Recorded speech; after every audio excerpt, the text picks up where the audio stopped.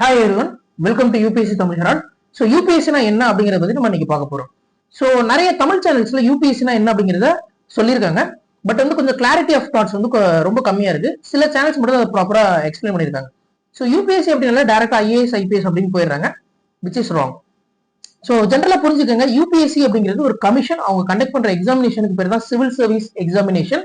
So அந்த எக்ஸாம்ல போய் எழுதுனா நம்ம வந்து ஐஏஎஸ் ஐபிஎஸ் ஐஎஃப்எஸ் இந்த மாதிரியான போஸ்டிங்ஸ் வந்து நம்ம வாங்க முடியும். ஸோ இந்த வீடியோ நம்ம என்ன பார்க்க போறோம் அப்படின்னா, யூபிஎஸ்சினா யாரு, அவங்களை எப்படி கிரியேட் பண்ணாங்க, அதே மாதிரி அவங்களோட ஃபங்க்ஷன் என்ன, அவங்க கண்டக்ட் பண்ற டிஃப்ரெண்ட் எக்ஸாமினேஷன்ஸ் என்ன அப்படிங்கிறத நம்ம பார்த்துட்டு, அதுக்கப்புறமா வந்து யூபிஎஸ்சினா அவங்க கண்டக்ட் பண்ற சிவில் சர்வீஸ் எக்ஸாமினேஷன், அதாவது ஐஏஎஸ் ஐபிஎஸ் அந்த எக்ஸாம் பத்தி நம்ம ஃபுல்லா டாப் டு பாட்டம் பார்க்க போறோம்.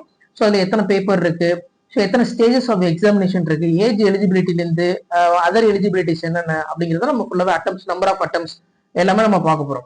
ஸோ நீங்க 2026க்கு ப்ரிப்பேர் பண்ணக்கூடிய ஒரு ஆஸ்பிரண்டா இருந்தீங்க அப்படின்னா, ஸோ இந்த வீடியோ உங்களுக்கு ரொம்ப யூஸ்ஃபுல்லா இருக்கும். அதே மாதிரி யாராவது அடுத்த வருஷம் ஐஏஎஸ் எக்ஸாமுக்கு ப்ரிப்பேர் பண்ற ஆஸ்பிரன்ஸ் யாராவது இருந்தாங்கன்னா அவங்களுக்கு இந்த வீடியோவை ஜென்ரலா ஷேர் பண்ணுங்க. ஸோ இப்போ நம்ம வீடியோக்குள்ள நம்ம போயிடலாம். ஃபைன். ஸோ யூபிஎஸ்சி, ஸோ யூபிஎஸ்சினா என்ன அப்படிங்கிறத முதல்ல நீங்க தெரிஞ்சுக்கோங்க. ஸோ யூபிஎஸ்சி அப்படிங்கிறது ஒரு கமிஷன், அதாவது யூனியன் பப்ளிக் சர்வீஸ் கமிஷன். ஓகேங்களா? ஸோ பப்ளிக்கு சர்வீஸ் பண்றோம் தெரியுமா? ஸோ அப்போ நம்மளாம் யாரு, இப்போ ஐஏஎஸ் ஐபிஎஸ் யாரு பப்ளிக்கு சர்வீஸ் பண்றாங்க. ஸோ இது சென்ட்ரல் கவர்மெண்ட் லெவல்ல பப்ளிக்கு சர்வீஸ் பண்ணக்கூடிய பீப்புளை ரெக்ரூட் பண்ணக்கூடிய ஒரு ஏஜென்சி. ஓகேங்களா? ஸோ இதுதான் யூனியன் பப்ளிக் சர்வீஸ் கமிஷன். இவங்களோட ரோல் வந்து நாட் ஓன்லி ரெக்ரூட்மெண்ட் மட்டும் இருக்காது, இன்னும் சில அதர் ஆஸ்பெக்ட்ஸும் இருக்கும். ஸோ அது என்னங்கிறத நம்ம உள்ளவே பார்க்கலாம். இதே மாதிரி ஸ்டேட் பப்ளிக் சர்வீஸ் கமிஷனும் இருக்கும். அது வந்து ஸ்டேட்ல இருந்து வந்து உங்களுக்கு வந்து பீப்புளை செலக்ட் பண்ணுவாங்க. உதாரணத்துக்கு இப்போ ஸ்டேட் பப்ளிக் சர்வீஸ் கமிஷன், அப்போ நம்ம டிஎன்பிஎஸ்சி இருக்காங்க பாத்தீங்களா, தமிழ்நாடு பப்ளிக் சர்வீஸ் கமிஷன், அவங்களாம் ஸ்டேட் பப்ளிக் சர்வீஸ் கமிஷன். அப்போ இந்த யூபிஎஸ்சி அப்படிங்கிறவங்க டைரக்ட் ரெக்ரூட்மெண்ட்டை எடுப்பாங்க. அதாவது டைரக்டா வந்து கிளியர் பண்ணாங்கன்னா சிவில் சர்வீஸ் எக்ஸாமினேஷன்ல எழுதி கிளியர் பண்றவங்க ஐஏஎஸ் அப்படின்னு போவாங்க.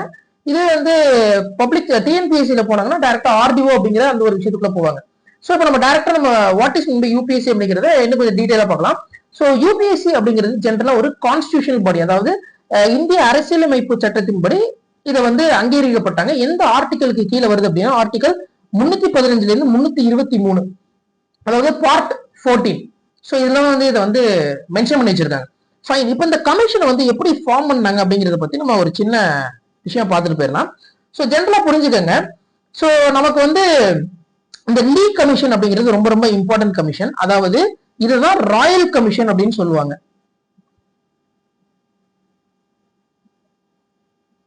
சோ இந்த ராயல் கமிஷன் வந்து இந்தியாவோட சிவில் சர்வீஸை பத்தி என்ன ஏதுங்கிறத வந்து நீங்க ஆய்வு பண்ணி சொல்லுங்க அப்படின்னு ஒரு கமிஷன் ஃபார்ம் பண்றாங்க under the chairmanship of Lord Lee அப்படின்னு சொல்லுவோம். சோ இந்த கமிஷன் என்ன ரெக்கமெண்டேஷன் பண்ணாங்க அப்படின்னா, அதாவது 40-40-20 விச் மீன்ஸ் 40% அப்ப பிரிட்டிஷ் ரூல் பண்ணிட்டு இருந்தாங்க. 40% பிரிட்டிஷ் பீப்புள் வந்து டைரக்டா ரெக்ரூட் பண்ணலாம், 40% இந்தியன்ஸ் வந்து ரெக்ரூட் பண்ணலாம், 20% வந்து ப்ராவின்ஸ் மாகாணத்துல இருந்து ப்ரொமோஷன் ஆகி வராங்கல்ல இவங்கள ரெக்ரூட் பண்ணலாம் அப்படிங்கறத வந்து இவங்க வந்து ஜெனரலா சொல்லியிருந்தாங்க இந்த கமிஷன். அப்போ இந்த கமிஷன் எப்ப அதை பண்ணியிருந்தாங்கன்னா கிட்டத்தட்ட 1923 இந்த கமிஷன் ஃபார்ம் பண்ணிட்டாங்க. And 1924 this commission submitted its report. 1924 ரிப்போர்ட்டை சப்மிட் பண்றாங்க. இப்ப இந்த ரிப்போர்ட்டை சப்மிட் பண்ணதுக்கு அப்புறமா இதை பேஸ் பண்ணி அப்படிதான் நமக்கு எதை கிரியேட் பண்றாங்கன்னா, ஃபர்ஸ்ட் எவர் நமக்கு பப்ளிக் சர்வீஸ் கமிஷன் அப்படிங்கிற கமிஷனை கிரியேட் பண்றாங்க. எப்ப அப்படின்னா 1 அக்டோபர் 1926. ஸோ அக்டோபர் 1 1926 தான் நமக்கு இந்த பப்ளிக் சர்வீஸ் கமிஷனை நமக்கு ஜெனரலா கொண்டு வராங்க. ஸோ அந்த டைம்ல I think that Ross marker அப்படிங்கிற ஒரு பர்சனாலிட்டி இருந்தாரு. அவரோட சேர்மன்ஷிப்புக்கு கீழே தான் இந்த கமிஷன்ஸே ஜெனரலா எடுத்துட்டு வந்தாங்க. ஃபைன். இப்ப இதுக்கப்புறம் என்ன பண்றாங்கன்னா லேட்டரா 1935 கவர்மெண்ட் ஆஃப் இந்தியா ஆக்ட் வந்தது. நமக்கு வந்து இந்தியாவோட அந்த அரசியல் அமைப்பு வந்து நிறைய விஷயங்கள் இங்கிருந்து நம்ம வந்து எடுத்திருப்போம். ஸோ அப்படிப்பட்ட ஒரு இம்பார்ட்டன்ட் ஆக்ட் தான் இந்த government of India act 1935. So இந்த ஆக்ட் படி இத பெடரல் பப்ளிக் சர்வீஸ் கமிஷன் அப்படிங்கிற நமக்கு வந்து என்ன பண்றாங்க, நேமை சேஞ்ச் பண்றாங்க. இண்டிபெண்டன்ஸ் வாங்கினதுக்கு அப்புறமா தான் இதுக்கு என்னன்னு பேர் வைக்கிறாங்க, யூனியன் பப்ளிக் சர்வீஸ் கமிஷன் அப்படின்னு நமக்கு வந்து, அதாவது ஆஃப்டர் இண்டிபெண்டன்ஸ் விச் மீன்ஸ் என்னன்னா அந்த 26 ஜனவரி 1950 இருக்கு பாத்தீங்களா, ஸோ ரிப்பப்ளிக் டே. ஸோ அந்த டைம்ல தான் நமக்கு என்ன பண்றாங்க, இதை வந்து யூனியன் பப்ளிக் சர்வீஸ் கமிஷன் அப்படின்ட்டு நமக்கு வந்து நேம் சேஞ்ச் பண்ணி நமக்கு கொடுக்குறாங்க. ஸோ அந்த டைம்ல நமக்கு வைஸ் பிரைம் மினிஸ்டரா இருந்தவர் பாத்தீங்கன்னா நமக்கு சர்தார் வல்லபாய் பட்டேல் வந்து இருந்தாரு. அவர் வந்து இந்த கமிஷனை வந்து ரொம்ப சூப்பரா பேசியிருப்பார். அதாவது இந்த கமிஷன்ல இருந்து செலக்ட் பண்ற அந்த ஆபீசர்ஸ் தான் ஸ்டீல் ஃப்ரேம் ஆஃப் இந்தியா அப்படின்னு கூட அவர் என்ன பண்ணியிருப்பாரு, மென்ஷன் பண்ணியிருப்பாரு. அதாவது ஸ்டீல் ஃப்ரேம் அது வந்து எப்பயுமே என்னது துருப்பிடிக்காது அப்படிங்கிற மாதிரி ஒரு விஷயத்த வந்து அவரு மென்ஷன் பண்ணி சொல்லியிருப்பாரு. ஃபைன். இப்போ இந்த யூபிஎஸ்சியில இருக்க சில இம்பார்ட்டன்ட் ஆர்டிகல்ஸ் என்ன, அது எதை பத்தி சொல்லுதுங்கிறத நம்ம பார்க்கலாம். ஃபர்ஸ்ட் நல்லா புரிஞ்சுக்கோங்க, நம்ம யூபிஎஸ்சினா என்ன அப்படிங்கறத நம்ம பத்தி நம்ம தெரிஞ்சுக்கலாம். சிவில் சர்வீஸ் எக்ஸாமினேஷன் அதுக்கு முன்னாடி என்ன சொல்றாங்கிறது வாட் இஸ் வாட்ன்னு நம்ம அட்லீஸ்ட் நம்ம தெரிஞ்சுக்கிட்டு நம்ம உள்ள போறது ஒரு சேஃபர் ஜோனா இருக்கும். ஸோ ஆர்டிகல் 315 என்ன சொல்லுது அப்படின்னா, அதாவது setting up of public service commissions for the union, அதாவது யூனியனுக்கு ஆஸ் வெல் அஸ் ஸ்டேட்ஸுக்கும் பப்ளிக் சர்வீஸ் கமிஷனை அப்பாயின்மெண்ட் பண்ணிக்கலாம், நம்ம செட் பண்ணிக்கலாம் அப்படின்னு சொல்லக்கூடிய ஆர்டிகல் 315. 316 என்ன சொல்றாங்கன்னா, அதாவது concerns appointment and term of office, அதாவது மெம்பர்ஸ் ஆஃப் யூபிஎஸ்சி இருக்காங்கல்ல அவங்களோட டேர்மை பத்தி பேசுறது, எத்தனை வருஷம் இருப்பாங்க அப்படிங்கிற ஆஸ்பெக்ட்ல பேசுறது 316. 317 என்ன சொல்றாங்கன்னா, removal and suspension of member of UPSC or state public service commission. So ஒரு மெம்பரை வந்து ரிமூவ் பண்றது அண்ட் சஸ்பென்ஷன் பண்றாங்களா இதை பத்தி பேசுறது 317. 318 என்ன சொல்றாங்கன்னா, it contains provisions to make regulations for the conditions of service, அதாவது மெம்பர் இருக்காங்களா அவங்களோட அந்த கண்டிஷன்ஸ் வந்து என்ன பண்றாங்க, என்னென்ன கண்டிஷன் அவங்களுக்கு அந்த கமிஷன் இது அப்படிங்கறத பத்தி இங்க பேசுறாங்க. ஃபைன். இப்போ யூபிஎஸ்சியோட ஃபங்க்ஷன் என்னென்ன அப்படிங்கறத பத்தி நம்ம பாத்துருவோம். யூபிஎஸ்சி ஜென்ரலா எக்ஸாமினேஷன்ஸ் கண்டக்ட் பண்ணுவாங்க. So they are responsible for conducting examinations. எதுக்குன்னா for all Indian services, central services, public services of central territories, அதாவது யூனியன் டெரிட்டரி முறையான விஷயத்துக்கு அதுக்குமே அவங்க வந்து எக்ஸாம் வந்து ரெக்ரூட் பண்ணுவாங்க.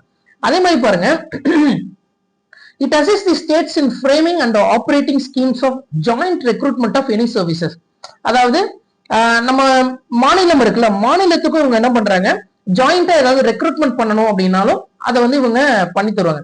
அது மட்டும் இல்லாம இப்படி எடுத்துக்கலாம், ஸ்டேட் கவர்னர் வந்து சில டைம் ரெக்வஸ்ட் பண்ணி கேட்பாரு on the prior approval of president. So அப்படி இருக்கிற பட்சத்திலும் இவங்க என்ன பண்ணுவாங்க, இவங்களோட சர்வீஸ் வந்து நமக்கு டெலிவரி பண்ணி கொடுப்பாங்க. இது மட்டும் இல்லாம அதான் நம்ம ஆல்ரெடி பார்த்ததா ரெக்ரூட்மெண்ட் பண்ணுவாங்க, அப்பாயின்மெண்ட் பண்ணுவாங்க, ஆஸ் வெல் அஸ் டிசிப்ளினரி மேட்டரும் என்ன ஆகும் இதுல கவர் உள்ள செலக்ட் ஆறாங்கல்ல serving under the government of India, அந்த பீப்புளோட டிசிப்ளினரி ஆக்ஷன்ஸ்ல இருந்து அவங்களுக்கு இருக்கிற அந்த லீகல் எக்ஸ்பென்சஸ் ரீஇம்பர்ஸ் பண்றதுல, அதே மாதிரி பென்ஷன் ரிலேட்டட் அண்ட் வந்து டெம்பரரியா யாரையாவது அப்பாயின்மெண்ட் பண்ணணுமா வேணாமா அப்படிங்கிற ஆஸ்பெக்ட். ஸோ இந்த மாதிரி விஷயத்தை எல்லாமே என்ன பண்ணுவாங்க, இந்த யூபிஎஸ்சி கமிஷன் ஜென்ரலாவே பண்ணும். ஸோ இவங்களோட ஃபங்க்ஷன் நாட் ஓன்லி எக்ஸாமினேஷன்ஸ் கொண்டு கிடையாது. அதே மாதிரி ஒவ்வொரு வருஷம் பாத்தீங்கன்னா ஆனுவல் ரிப்போர்ட் அப்படின்னு ஒரு ரிப்போர்ட் வந்து நமக்கு இவங்க பிரசன்ட் பண்ணுவாங்க. யாருக்குன்னா டு தி பிரசிடென்ட். ஸோ இந்த ரிப்போர்ட்டை president both house of the பார்லிமெண்ட்டுக்கு முன்னாடி என்ன பண்ணுவாரு, பார்லிமெண்ட் இருக்காங்களா அவங்க முன்னாடி வந்து இந்த ரிப்போர்ட் வந்து அவங்க சப்மிட் பண்ணுவாங்க. ஸோ இதுதான் வந்து இந்த யூபிஎஸ்சியை பத்தின ஜென்ரல் ஒரு ஐடியா. ஸோ இப்போ யூபிஎஸ்சியில என்னென்ன மாதிரியான எக்ஸாமினேஷன்ஸ் கண்டக்ட் பண்றாங்க அப்படிங்கிறதே நம்ம என்ன பண்ணலாம் பார்க்கலாம். Fine. So examinations conducted by UPSC. So இந்த யூனியன் பப்ளிக் சர்வீஸ் கமிஷன் நிறைய எக்ஸாம்ஸ் கண்டக்ட் பண்றாங்க.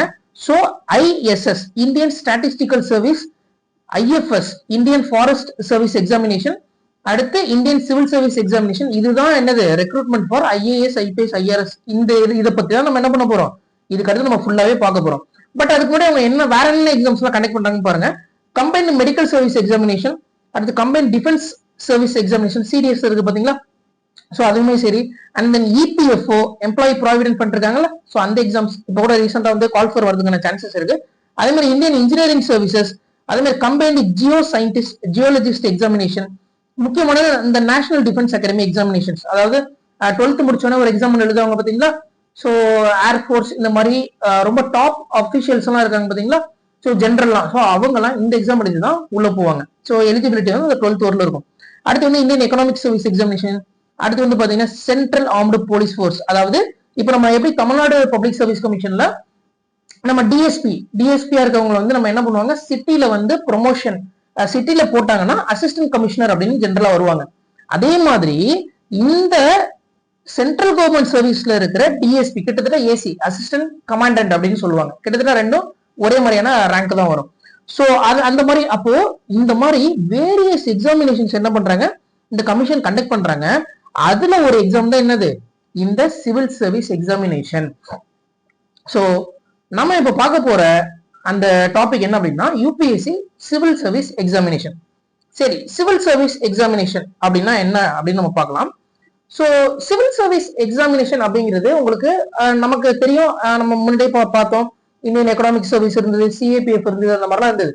ஸோ சிவில் அதாவது குடிமை பணியில் சார்ந்த பீப்புளை வந்து ரெக்ரூட் பண்றதா என்னது, பப்ளிக்கு டைரக்டா சர்வீஸ் பண்ணக்கூடிய சர்வீஸ் தான் என்னது, இந்த சர்வீஸ் கீழே வரும். சரி, இப்படி நீங்க புரிஞ்சுக்கோங்க, இந்த சிவில் சர்வீஸ்ல என்னென்ன மாதிரியான போஸ்டிங்ஸ் எல்லாம் இருக்கு அப்படிங்கறதே நீங்க பாருங்க. இப்ப நமக்கு தெரிஞ்சதெல்லாம் வந்து என்னது, ஜென்ரலா ஐஏஎஸ் தெரியும், ஐபிஎஸ் தெரியும், ஐஆர்எஸ் தெரியும், அவ்வளவுதான் நமக்கு தெரியும். பட் அது இல்லாம இன்னும் நிறைய சர்வீசஸ் வந்து உள்ள இருக்கு. ஸோ ஐஏஎஸ், அதே மாதிரி IFS, Indian foreign service, Indian police service. சரி, இது எல்லாமே எப்படி நீங்க புரிஞ்சுக்கங்க. அதாவது இந்தியாவை நமக்கு தெரியும் பொலிட்டிக்கல் பியூரோகிரசி இருப்பாங்க. அதாவது பெர்மனன்ட் பியூரோகிரசின்னு ஒண்ணு இருக்கு, டெம்பரரி பியூரோகிரசி அப்படின்னு ஒண்ணு இருக்கு. பெர்மனன்ட் பியூரோகிரசி அப்படின்னா நம்ம செலக்ட் ஆகி நம்ம வந்து ஐஏஎஸ் ஆகணும், நம்மள யாரையும் ரிமூவ் பண்ண முடியாது. கடைசி வரை நம்ம இருந்து நம்ம ரிட்டையர் ஆகிறோம் நம்ம இருப்போம்.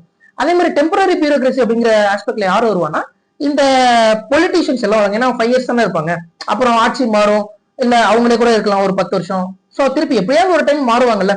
ஸோ இதுதான் வந்து இந்த டெம்பரரி அண்ட் பெர்மனன்ட் பியூரோகிரசி. அப்போ நீங்க இப்படி புரிஞ்சுக்கோங்க, இந்தியாவோட அட்மினிஸ்ட்ரேஷனை தூக்கி பிடிக்கிற மொத்த சர்வீஸ் தான் இது. இந்த ஒவ்வொரு சர்வீஸ், இப்ப உதாரணத்துக்கு நீங்க இந்தியன் போஸ்டல் சர்வீஸ் எடுத்துக்கிட்டீங்கன்னு வைங்களேன், இந்த எக்ஸாம் எழுதி யாரு உள்ள போறாங்களோ அவங்க தான் டாப் அபிஷியலாவே இருப்பாங்க, ப்ரொமோட்டர்ல டாப் லெவல்ல இருப்பாங்க. ஸோ இந்த மாதிரி இந்தியாவில இருக்கிற ரொம்ப முக்கியமான பதவிகள் எல்லாத்துலயுமே யாரு தான் இருப்பான்னா இவங்க தான் இருப்பாங்க. ஸோ இப்போ இதைதான் வந்து ஜென்ரலா மதர் ஆஃப் ஆல் எக்ஸாமினேஷனும் சில பேர் வந்து இதை சொல்லுவாங்க. மதர் ஆஃப் ஆல் எக்ஸாமினேஷன் அப்படின்னு சில பேர் மீன் பண்றது வந்து என்னன்னா, இந்த எக்ஸாம் படிச்சா போதும் எல்லாத்துக்கும் கிளியர் ஆயிடும் அப்படிங்கிற அந்த ஆஸ்பெக்ட் கிடையாது. நான் இதை எப்படி மீன் பண்றேன் அப்படின்னா, எல்லா எக்ஸாம் இப்ப நீங்க குரூப் 1 இருக்கட்டும், நீங்க குரூப் 1 எழுதி நீங்க என்ன பண்ண போறீங்க, ஆர்டிஓ அப்படிங்கிற அந்த ஒரு போஸ்டிங் வந்து நீங்க எடுப்பீங்க. அதாவது வருவாய் கோட்டாட்சியர் அப்படின்னு நீங்க எடுப்பீங்க, கரெக்டா? ஸோ இந்த வருவாய் கோட்டாட்சியர் அதுல இருந்து வந்து ஒரு 13-15 வருஷம் ஆகும் கன்ஃபர்டு அப்படிங்கிற அந்த ஒரு ஐஏஎஸ் அந்தஸ்து பெறதுக்கே 12ல இருந்து ஒரு 13 வருஷம் ஆகும். நார்ம்ஸ்ல இருக்கு, பட் லேட் ஆகும். அதே மாதிரி நீங்க வந்து இப்போ ஃபார் எக்ஸாம்பிள் எனக்கு ஞாபகம் இருந்து நான் 3rd படிக்கிறப்போ ஒருத்தவங்க வந்து ஆர்டிஓவா இருந்தாங்க. ஸோ அவங்களுக்கு இப்பதான் வந்து போன 2 வருஷத்துக்கு முன்னாடிதான் வந்து விழுப்புரம் கலெக்டராகவே வந்து அவங்கள அப்பாயின்மெண்ட் பண்ணாங்க. ஓகேங்களா, மோகன் அப்படின்ட்டு இருப்பாரு. ஸோ அப்போ என்னன்னா, பட் நமக்கு என்ன ஜென்ரலா தெரிஞ்சுக்கணும்னா இந்த இடத்துல இப்படி புரிஞ்சுக்குங்க. அப்போ நீங்க குரூப் 1க்குள்ள போனாலும் ஆப்வியஸா நீங்க ஐஏஎஸ்ங்கிற ஒரு அந்தஸ்துக்கு போவீங்களா. பட் அதே மாதிரி யூபிஎஸ்சி அப்படின்னா டைரக்ட் ஐஏஎஸ். ஓகேங்களா, ஸோ அதனால இதை நான் வந்து மதர் ஆஃப் ஆல் எக்ஸாமினேஷன் அப்படின்னு நான் மீன் பண்றேன். ஸோ அதனால ஒன்னும் எடுத்துக்கலாம். சரி, இப்போ நம்ம உள்ள போலாம். அடுத்து பாருங்க, Indian audit and account service, அதே மாதிரி Indian civil account service, Indian corporate law service, அடுத்து இந்தியன் டிஃபென்ஸ் அக்கௌண்ட் சர்வீஸ். இந்த சர்வீஸ்லாம் ரொம்ப சூப்பரான சர்வீஸுங்க. Indian defence account service, defence estate service எல்லாம் பயங்கரமா இருக்கும் சர்வீஸ். நீங்க நினைச்சு கூட பார்க்க மாட்டீங்க. ஏன்னா இதுல நிறைய பேர் அந்த சர்வீஸ்ல இருந்துட்டு பேசுறப்ப சொல்லுவாங்க, அது ஒரு தனி இது, ஒரு பெரிய ஒரு செட்டப், ஒரு ராஜா மாதிரியான ஒரு ராஜா பகவத் மாதிரி இருக்கும் அந்த அப்படின்னு சொல்லலாம் நம்ம. அடுத்து Indian information service, Indian postal service, அடுத்து Indian post and telecommunication accounts and financial service. So இதெல்லாம் பாருங்க, இதெல்லாம் குரூப் ஏல வரும். ஓகேங்களா. ஸோ இப்போ இந்த சிவில் சர்வீஸ் எக்ஸாமினேஷன் அப்படிங்கிறது not only all India service மட்டும் எடுக்க மாட்டாங்க, அது கூட சேர்த்து குரூப் ஏ சர்வீஸ் அதையும் எடுப்பாங்க, குரூப் பி சர்வீஸே என்ன பண்றாங்க, ரெக்ரூட் பண்ணுவாங்க. ஓகேங்களா. ஸோ அதே மாதிரி இந்த 3 சர்வீஸ் பாத்துங்க, Indian railway management service, so அதுல டிராபிக், பர்சனல், அக்கௌண்ட் சர்வீஸ், அதே மாதிரி இந்தியன் ரயில்வே ப்ரொடெக்ஷன் சர்வீஸ், அதாவது ஆர்பிஎஃப் இருக்காங்கல்ல, நீங்க ஆர்பிஎஃப் எக்ஸாம்லாம் எழுதுவீங்கல்ல, ஸோ அவங்களுக்கு ஹெட் யாரு தான், இங்க இருந்து போறவங்க தான் ஜென்ரலா வந்து இருப்பாங்க. அடுத்து வந்து பாத்தீங்கன்னா Indian revenue service, IRS. So ஐஆர்எஸ்லேயே உங்களுக்கு 2 இருக்கு, கஸ்டம்ஸ் அண்ட் இன்டைரக்ட் டாக்ஸஸ், அடுத்து இன்கம் டேக்ஸ், அதே மாதிரி Indian trade service, armed force head quarter civil service, இதெல்லாம் குரூப் பில வரும். அதே மாதிரி டெல்லி அந்தமான் நிக்கோபார், ஸோ இதுக்கான சிவில் சர்வீஸ், அதே மாதிரி Pondicherry civil service, Pondicherry police service. So இந்த மாதிரி டிஃப்ரெண்ட் சர்வீஸ் நமக்கு இருக்கு. இந்த சர்வீஸை பத்தி ஒரி பண்ண வேணாம், இதை பத்தி தனியாவே நான் ஒரு வீடியோ நான் போட்டு அந்த எந்தெந்த சர்வீஸ் எப்படி இருக்கும் அப்படிங்கிறத பத்தி நான் எக்ஸ்பிளைன் பண்றேன். ஸோ அதை பத்தி நீங்க வந்து ஒன்றும் ஒரி பண்ண வேண்டாம். சரி, இப்போ நம்ம இந்த யூபிஎஸ்சி சிவில் சர்வீஸ் எக்ஸாமினேஷனுக்கு என்ன மாதிரியான எக்ஸாம் ஸ்ட்ரக்சர் இருக்குன்னு பார்க்கலாம். முதல் விஷயம், இந்த எக்ஸாம் நீங்க எழுதணும்னா ஐஏஎஸ் ஐபிஎஸ் ஆகணும்னா மொத்தம் 3 ஸ்டேஜ் இருக்குங்க. ஒன்னு வந்து பிரிலிமினரி, இன்னொன்னு மெயின்ஸ், மூணாவது இன்டர்வியூ. ஸோ பிரிலிமினரி தேர்வு அப்படிங்கிறது உங்களுக்கு அப்ஜெக்டிவ் டைப்ல உங்களுக்கு வந்து கொடுப்பாங்க. அதாவது ஒரு கொஸ்டின் கொடுத்துட்டு 4 ஆன்சர் ஏபிசிடி அப்படின்னு கொடுத்துட்டு அதுல ஓஎம்ஆர் வந்து ஷேட் பண்ண சொல்லுவாங்க. இதுதான் ஃபர்ஸ்ட் எக்ஸாம். அடுத்த 2வது exam descriptive paper. Descriptive paper அப்படின்னா நீங்க வந்து கையில வந்து கதை மாதிரி எழுதணும். ஓகேங்களா, ஒரு கொஸ்டின் கேட்பாங்க, அதுக்கு நீங்க எழுதுற மாதிரி இருக்கும். ஸோ இது 2வது எக்ஸாம். ஸோ ப்ரிலிம்ஸ் கிளியர் பண்ணி முடிச்சதுக்கு அப்புறமா நீங்க மெயின்ஸ் போவீங்க. மெயின்ஸ் கிளியர் பண்ணி முடிச்சதுக்கு அப்புறமா நீங்க இன்டர்வியூ போவீங்க. இன்டர்வியூ தான் உங்களுக்கு ஃபைனல் செலெக்ஷன். ஸோ இதுல நீங்க செலக்ட் ஆயிட்டீங்கன்னா உங்களுக்கு போஸ்டிங் கிடைக்கும். ஸோ சுமார் தோராயமா நம்ம எடுத்துக்கிட்டோம்னா வருஷத்துக்கு வந்து ஒரு 10 லட்சம் பேராவது வந்து இந்த ப்ரிலிமினரி எக்ஸாம் ஜென்ரலா எழுதுவாங்க. ஸோ அதுல இருந்து ஃபில்டர் ஆகி மெயின்ஸ் எக்ஸாமுக்கு வந்து பாத்தீங்கன்னா இப்போ உதாரணத்துக்கு நமக்கு ஒரு இது ஒவ்வொரு வருஷத்துக்கும் மாறுங்க. ஸோ இப்போ ஒரு 1000 போஸ்டிங் இருக்குன்னு வைங்களேன். ஸோ 1000 போஸ்ட்ல 13ல இருந்து 15க்குள்ள, ஆர் சில டைம் வந்து 16 கூட அப்படி கூட நமக்கு டிவியேஷன்ஸ், இந்த டிவியேஷன் தான். அப்போ 1000 போஸ்டிங் இருக்குன்னா 13,000ல இருந்து 15,000 மெம்பர்ஸ்க்குள்ள இந்த மெயின்ஸ் எக்ஸாம்குள்ள ஃபில்டர் பண்ணி எடுப்பாங்க. ஓகேங்களா.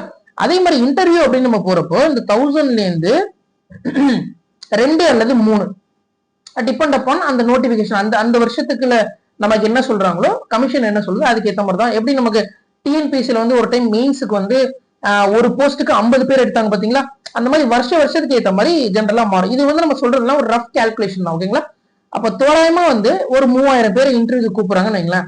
இதுல இருந்து வந்து ஒரு 1000 பேரை செலக்ட் பண்ணுவாங்க. அப்போ 1000 பேர் ஃபைனலா செலக்ட் பண்றாங்கன்னா 3000 பேர் இன்டர்வியூக்கும் நமக்கு மெயின்ஸ் எக்ஸாமுக்கு ஒரு 13,000ல இருந்து 15,000 வரணும் என்ன பண்ணுவாங்க, ஃபில்டர் பண்ணுவாங்க. அப்ப ஜென்ரலாவே நல்லா புரிஞ்சுக்கங்க, இந்த 3 எக்ஸாம். இப்போ நீங்க இது உங்களுக்கு டவுட் கேட்கலாம், சார் நான் ப்ரிலிம்ஸ் கிளியர் பண்ணிட்டேன், அடுத்து வந்து நான் வந்து மெயின்ஸ் போயிட்டேன், ஆனா மெயின்ஸ் ஃபெயில் ஆயிட்டேன், இப்போ நான் திருப்பி அடுத்த வருஷம் வந்து நான் மெயின்ஸ் இருந்து எழுதலாமா? அப்படி எழுத முடியாது. நீங்க ஈவன் தோ ப்ரிலிம்ஸ்ல இருந்து நீங்க இன்டர்வியூ போய் இன்டர்வியூல ஃபெயில் ஆனாலும் நீங்க திருப்பி எங்க போகணும், ப்ரிலிமினரி எக்ஸாம் அந்த ஃபர்ஸ்ட் ஸ்டேஜுக்கு தான் நீங்க என்ன பண்ணணும், போகணும். ஸோ இதுதான் இந்த எக்ஸாம்ல இருக்கிற ஒரு செக் பாயிண்ட். சரி, இப்போ 2026ல நமக்கு என்னென்ன இம்பார்ட்டன்ட் டேட்ஸ் எல்லாம் இருக்கு அப்படிங்கறதே நமக்கு வந்து கொஞ்சம் பார்த்துடலாம். ஸோ நோட்டிபிகேஷன் வந்து நமக்கு 14ஆம் தேதி ஜனவரி மாசம் நமக்கு ரிலீஸ் பண்ண போறாங்க.